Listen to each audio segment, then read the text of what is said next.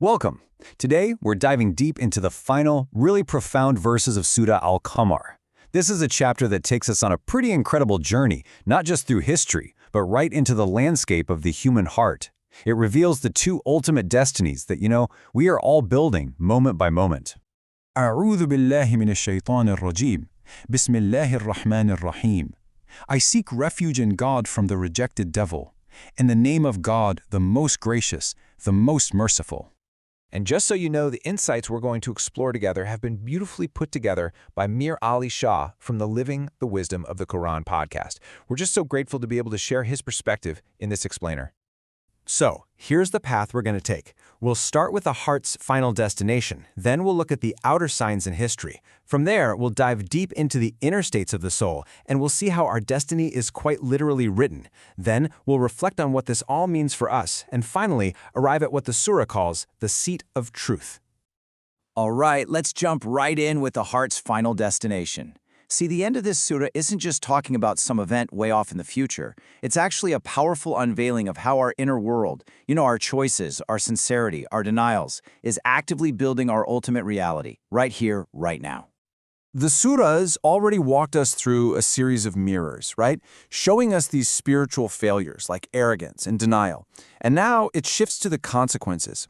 It's showing us where that road ends, the destination that every single heart is walking toward, whether we're aware of it or not. And this whole journey leads to two completely different outcomes. On one side, you have the fire. And we're not just talking about a physical place, but an inner state, a state of burning regret, a soul basically imploding on itself. But on the other side, there's the garden, a state of inner spaciousness, clarity, and just this profound peace. The entire chapter really builds to this choice. Okay, so to really get a handle on this choice, let's first look at the outer, historical meaning. These verses, they were revealed in a very specific context, speaking to the powerful tribes of Makkah, but they hold these timeless lessons for all of us about power and truth. So you have the Quraysh, right? The powerhouse tribe in Makkah, and they felt invincible. I mean, they looked at their numbers, their wealth, their unity, and they said, there's no way we can lose. We will win. But then, the divine revelation comes down with this swift, decisive answer, basically predicting the total collapse of their perceived strength. So on this surface level, the message is pretty clear. First, being part of a powerful group doesn't make you immune to the truth. Second, any kind of power that's built on a lie is fragile. It's going to collapse. And third, when that divine command for change comes, it is fast and it is absolute, like the blink of an eye. Now, let's go deeper. Because this is where the message gets really personal. The Sufi masters, they read these exact same verses, not just as a history lesson, but as a map of our own inner world. For them, when the Quran says their gathering will be defeated, it's not just about an army. It's talking about the inner army of the ego, all the things we rely on instead of God. Our intellect when it's just running wild without guidance, our desires when they have no restraint. These are the false supports that are destined to collapse. Then the verse points to the hour.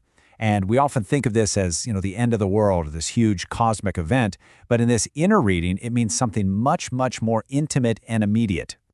And this right here is a total game changer. The great mystic Ibn Arabi explains that before the huge cosmic hour, there's a smaller inner hour. This is your personal moment of truth. It's that moment when the veils of self-deception just lift, and you see yourself with an undeniable, inescapable clarity. It's a moment of profound and, yes, sometimes painful self-awareness. And this moment of inner truth, it leads us directly to the idea of accountability. The surah talks about everything being written down, but again, the inner meaning goes so much deeper than just a simple ledger of good and bad deeds. So you read these verses, everything they did is in the records. Every small and great deed is written down. And yeah, it can sound a little bit like we're under constant surveillance, but the spiritual masters ask us to look at it in a totally different way. And here's the amazing insight from the great scholar Al-Ghazali. He says, hold on, this isn't about surveillance. We are the ones doing the writing. Every single choice, every habit, every thought, it's like we're inscribing it onto the tablet of our own heart. So the day of judgment isn't some external trial. It's simply the day our own book is opened for us to read. Our destiny is literally the story we have written ourselves. And this helps us understand what that state of soccer, or the fire, really is. It's the inner reality of being trapped in a cycle that you created, a state of burning regret. And what's really fascinating is that in the Abjad system, the numerical value of the letters in the word soccer adds up to 360, which then reduces to 9, a number that symbolizes a completed closed circle. The soul is just trapped in its own self-made reality. So, what do we do with all this? This isn't just theory, right? The surah isn't leaving us with abstract ideas. It's basically inviting us to hold up a mirror to our own souls.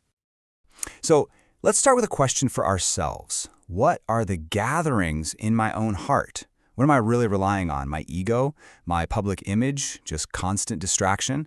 What am I leaning on that would totally collapse if it was confronted with the truth? And then, think about this. What is my inner hour trying to show me lately? In those quiet moments, is there a truth that's trying to surface? A veil of illusion that's getting a little thinner? A consequence of my actions that's gently, or maybe not so gently, making itself known? And really, it all boils down to this one simple question. With every single repeated choice I make today, what am I writing on my heart? Am I writing fire, or am I cultivating a garden? Am I inscribing chaos, or am I inscribing peace?